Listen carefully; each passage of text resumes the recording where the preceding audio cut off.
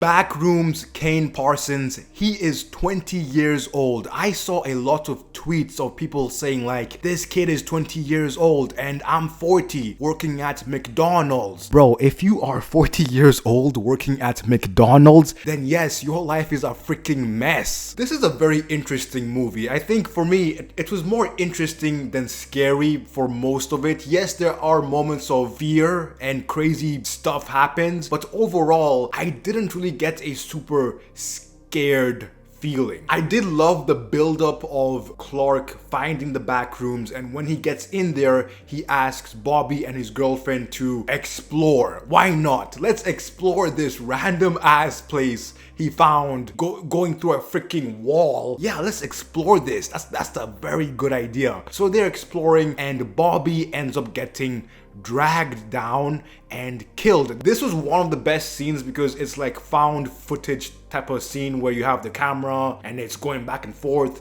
Really good. I do want to say I don't know anything about the Backrooms. I don't follow Kane Parsons and his YouTube channel, so I know nothing. I was really expecting this to be a movie about Clark trying to get out of this place, but no, that is not where it went. He wants to stay. He likes it down there. The best scene, in my opinion, is when Mary goes to find Clark and Clark freaking kidnaps her, ties her up, and they have this scene. How do I even describe the scene? Basically, Clark wants her to tell him that he is right about all of his issues. It's his house, he pays for it, and he got kicked out. And he's pissed. This is the best scene for me because it was so random for me because, again, I thought this was going to go in a very different direction. And also, I thought Clark died because the last time we saw him, he was not in a good situation. But like, I don't know though, because he is the main character, so maybe I shouldn't have thought he died. He does end up dying in that scene just a little bit later because that big creature bites into him. One of the issues I have with this movie is it starts off with Clark being the main person. He finds this whole dimension and he ends up getting killed. I really thought that he was going to be the main person the whole way through, but no, it switches to Mary like halfway through, I guess, or somewhere there, which I didn't really like because I wanted to see Clark like figure this out, or I wanted to see Clark basically. Mary isn't a bad character, but I just didn't really love her, just in terms of they tried to give us flashbacks of her childhood, which did not land for me at all.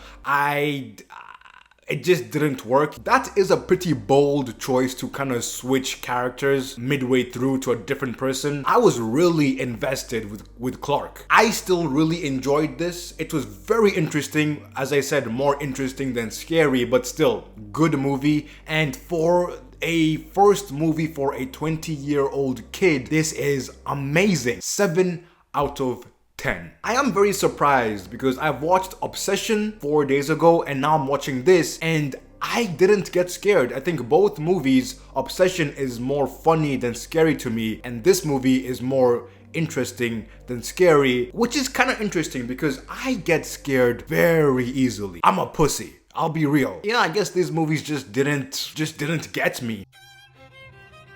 What's your worst sin as a cinephile? For me, I'm horrible at watching long movies. Once I see it over 2.5 hours, I get scared. I mean, fair enough. I think long movies, I'm not scared of long movies. It's just that if I'm gonna watch a long ass movie, I have to make sure I actually plan out when I'm going to watch that movie. To answer this question, my biggest issue is when I'm watching a movie that's not that good or not interesting, I just go on my phone a lot, and I really don't want to do that because, you know, I should watch the movie, but I don't know. If I'm not engaged, then I'm not gonna be paying attention. That's a big sin. I feel like even if the movie isn't great, I should still pay attention. Am I gonna really pay full attention if I'm watching fucking Mercy or War of the Worlds, the Ice Cube movie? It's like, nah, those movies don't really deserve my full attention. Another thing I have improved on, but is still kind of an issue for me, is I don't watch a lot of super old movies. However, I have massively improved in this, so I guess it's not as big of an issue anymore. Another thing I have spoken about in a past video is horror movies. I do like this genre, and I watch, I mean, okay, I don't watch a lot of it because I just get scared so easily, bro. I don't find it really fun in the moment because in the moment, I am fucking terrified. It takes me a lot of mental preparedness to watch a horror movie. Like, I have to make sure that I know when I wake up that in the evening I'm going to watch a horror movie, which I know sounds fucking insane, but I mean, that's just my issue. That's it for this video. If you're still watching at this point and you haven't liked or subscribed, then like, you're just a bad person.